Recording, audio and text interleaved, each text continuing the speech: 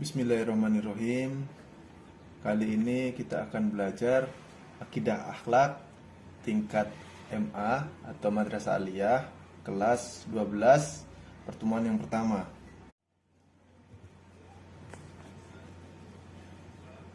Apa itu musawah? Kata musawah berasal dari kata sawah, berarti meratakan atau menyamaratakan. Kata musawah secara bahasa berarti kesamaan atau ekualitas, sedangkan secara istilah musawah adalah sikap terpuji di mana memandang bahwa setiap manusia memiliki harkat dan martabat yang sama. Sikap musawah ini sering kali dipakai dalam bidang hukum guna menyamaratakan hukum seseorang dengan orang lain. Akan tetapi, musawah sendiri dapat digunakan pada berbagai macam perilaku. Semisal, pendapat dari rakyat jelata perlu didengarkan selama pendapatnya logis dan berbobot. Ya. Jadi kita lihat realitas yang ada pada zaman sekarang, bahwasanya pendapat orang kaya itu lebih banyak didengar daripada pendapat orang yang berilmu. Ini bukan musawah. Yang dinamakan musawah adalah saat kita mendengarkan pendapat yang paling baik, ya. Entah di situ yang berpendapat adalah orang kaya, orang ekonomi sedang, atau orang miskin. Kalau pendapatnya memang baik, harus diterima, tidak boleh diacuhkan. Khalifah Ali bin Abi Thalib berkata, "Unzur ma qala wa la tanzur man qala." Pandanglah perkataannya, bukan orangnya. Berikutnya yaitu membiasakan berperilaku musawah dalam kehidupan sehari-hari. Ya, ada beberapa contoh yang bisa menjadi motivasi kita untuk berperilaku musawah. Yang pertama, Islam datang dengan meningkatkan derajat wanita.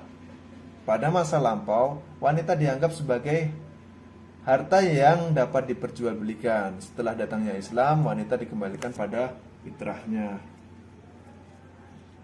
Yang kedua, ketika seorang Yahudi menagih hutang yang belum jatuh tempo pada Rasulullah SAW dan ia menagihnya dengan kasar, orang Yahudi itu berkata, "Sungguh kalian adalah orang-orang yang menunda-nunda hutang, wahai Bani Abdul Muthalib." Lantas ketika Rasulullah melihat para sahabatnya marah atas perkataan tersebut, Rasulullah bersabda, "Biarkan dia, karena orang yang mempunyai hak punya hak bicara." Ya, Rasulullah pernah berhutang pada orang Yahudi dan orang Yahudi itu menagihnya. Ya, orang Yahudi itu punya hak untuk berbicara karena apa? Ada hak di atas Rasulullah SAW. Contoh yang ketiga, ketika Khalifah Umar radhiyallahu anhu mengirim surat kepada hakimnya Abu Musa al-Asy'ari yang berisi arahan tentang hukum persamaan hak antara manusia di hadapan pengadilan. Beliau berkata, "Samakan antara manusia di hadapanmu, di majelismu, di hukummu, sehingga orang lemah tidak putus asa dari keadilanmu, dan orang mulia tidak mengharap kecuranganmu." Ya, jadi Khalifah Umar memerintahkan kepada hakimnya Abu Musa al-Asy'ari untuk tetap menyamaratakan hukuman yang diterapkan. Contoh yang keempat, ketika pengangkatan seorang pemuda Usamah bin Zaid sebagai panglima pasukan umat Islam yang bersiap-siap untuk memerangi Romawi. Ya, di sini kisahnya adalah Usamah bin Zaid itu diangkat menjadi panglima perang pada usia 18 tahun. Ya. Padahal usia itu adalah usia remaja pada saat sekarang. Ya.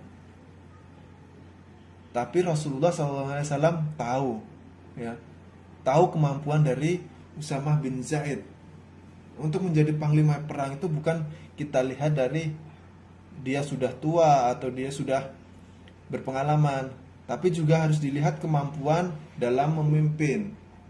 Dan Rasulullah memilih Usamah bin Zaid untuk menjadi panglima, ya.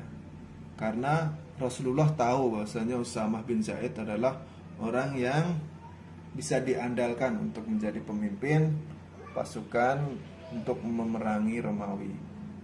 Oke. Mungkin itu saja. Semoga yang disampaikan bisa diambil ilmunya. Semoga bisa kita terapkan. Kita memiliki kepribadian yang tasamuh dan memiliki kepribadian yang usawah.